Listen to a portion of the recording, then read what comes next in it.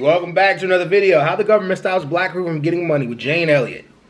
Jane Elliott is very... Hop right into it. No time to waste. I ain't gonna need an explanation. Hop right into it. Let's go. I need to read this book. You read The Color of Law? The Color of Law. If not, I will go get it. Oh my God, get this book. It will blow you away when you realize some of the things, and it's so sensible, and I should have known. Parents' economic status is commonly replicated in the next generation. So once government prevented African Americans from fully participating in the mid-20th century free labor market, depressed incomes became for many a multi-generational trait. All you have to do is keep one generation at a low rate, at a low wage, make them work for less than they're worth, make them work as often as you can, and pay them less, and then they don't have enough money to put money, they don't have enough wages to put money away, so they can't have a savings account. So they have nothing to hand down to their children. So you can make that go on generation after generation after generation. And woe be unto the black person who makes too much money. We'll soon find a way to put a stop to that. Very true. You have to read this book. And if you do, you'll realize that the people who wrote the laws learned the same stuff that you and I did. They believed the same myths that our parents, our grandparents, our great-grandparents did, which was that if you're white, you're all right. You have to read this book. You won't realize what the laws are all about until you read that. And then, before you read that, read this. Okay. See those two children? Yes. Those girls are twins. Oh. Those are twin girls. And if you open this and you look to one page, and here is a picture of a map that shows where we started and where those brilliant black people moved across the face of the earth without any modern technology. And we have convinced them and ourselves that they aren't as smart as we white folks are. I pull up to the stop sign in Osage, Iowa. There's a big trucker sitting on my right side. Okay, he's getting his orders. He's on schedule and he's got to go. And he looks down at me and... Tell me, was that a National Geographic book? I'm definitely going to take both of these out. The Color of Law, I'm going to read that one. I've been getting some new books nowadays. The Color of Law and then the black and white girl that were twins. Interesting. And I look up at him and I smile. And I know he's thinking, oh, she thinks I'm cute. What I'm thinking is, well, you big pink idiot, if you knew that what is stopping you right now was invented by a black man, you'd run that light. He doesn't know that. So he thinks I'm admiring him, and instead I'm sitting there making fun of him. And I'm thinking, yes, sir, when he guns his motor. And for me, sir is an acronym for simple, ignorant, racist. Simple as that. So if I call you sir, watch out.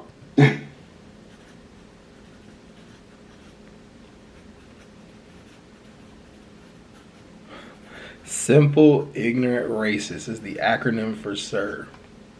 You know, I'm gonna be honest, okay? I can't say too much, but there are people I know that always say sir to everybody. They like sir, sir, sir, sir, sir. And it annoys me. Because I feel like we don't owe anybody sir until they earn our respect, you know? But sir is a form of respect. But I'm wondering why she says it's simple, ignorant, racist. You get a sir from me when you earn my respect. If you don't have my respect, I won't call you sir. That's for sure. Now, tell me a little bit, just if you could shed some light on what do you think began white supremacy and how do you think we could most effectively fight against it? If you read the book, The Myth of Race, you will realize that before Columbus discovered America, before 1492, there were blacks and whites, but slavery was not based on the color of your skin.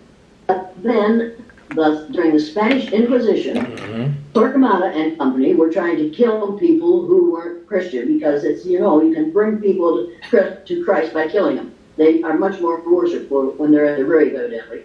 But anyway, he was killing people because he thought they were Christian. He found out he killed a whole bunch of people who were Christians. So he realized that he couldn't tell what your religion was by looking at you. So he had to find a way to decide who deserved to die. Who probably wasn't Christian. And he based it on skin color. And that's how long this particular problem has been going on, only for a little over 500 years. You have to realize that, yes, there have always been people of different colors, but slavery was not dependent on skin color. Slavery was dependent on a whole lot of other things, but not skin color, until the 1400s. So right now, in this country, we are using 15th and 16th century vocabulary and ideas to solve problems in the 21st century. You can't do it. You've got to get into the 21st century if you're going to solve the problems we have. It's entirely different now. We have instant communication. What I say today in 5 minutes can be heard in South Africa. And in England. And I get letters from people all over the world now because they're hearing a different kind of story.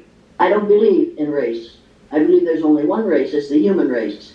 You and I are 30th to 50th cousins because we both have the same ancestor back there 300,000 to 500,000 years ago. That's a fact.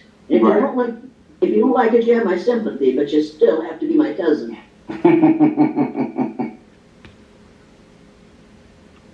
Jane Elliott is a very interesting woman when it comes to learning about race and things like that. And she definitely knows her play, but she definitely knows her shit. But interesting enough, right? You go back to we are using vernacular from the 14th and 15th century. And when people talk about slavery, I'd be curious. I am curious to know, like, do you always think that race was an equivalent factor in the contribution to slavery? And it wasn't always. It became that. It's true. It's 1,000% true what she said. I wonder, though, how could we teach that in society to where people can see that these are, to say even black or white is a 14th and 15th century theory. And if you study deep enough, not theory, but 14th, 15th century vernacular, like it was created in the 14th, 15th century, specifically by the Portuguese. And everything about race is pseudo. Damn near everything about it is pseudo. So how are we walking in the 20th century using that vernacular? And she's right. There's really no solution to it if we keep using the same vernacular. But how do we teach it to where people understand that this is a vernacular from a century that was long past where we are now? How do we do it? That's the question, right? That's the question. Because you'll see probably in the comment section of this one and plenty of other videos that I've had, anytime you bring up race, even if you bring it up from a understanding of both perspectives, where you're talking about black people, you'll get a bunch of pushback from a bunch of white people. If you're talking about it from the perspective of the white people, you'll get a bunch of pushback from black people. It's like, how do we get the message across without cramming it down people's throats one way and without seeming like we're putting other people down for talking about it, right? It is weird that even talking about the conversation leads to problems because people don't want to admit the blood-soaked history. But also, on the other side, black people don't want to admit that there's some level of role that we did kind of play in it too. And there's a level of it that we gotta have to like kind of move past in order to come to a solution. While we all live in this country, it's a melting pot of different cultures. We're like a salad bowl in this country, right? You got the lettuce, tomato, carrots, all kind of shit like that, right? And we're all lumped together into one thing, right? And what makes it fucking complicated is the fact that no one wants to try to understand each one of them. It's like, okay, where are white people coming from that are white nationalists? What are they trying to say? What are they afraid of, right? From my understanding, they're afraid of being replaced. Why don't we convince them that they're not going to be replaced? That they hold just as much of relevance in the society as anyone else coming over here, coming into the country. That at a time period when the Italians came over, when certain groups of people came over, they weren't even accepted as white at first. And as generations went on, they were just as American as anyone else. When you let the Haitians and the Haitians and the Venezuelans and Hispanics to come over, right? Or Mexicans, right? You give it 1 or 2 generations, they'll be just as American as anybody else. So how do we teach it to where it's like, boom, we're not putting anybody down, we're just talking about the history. And to understand the history is how we learn from it. Let's learn from it.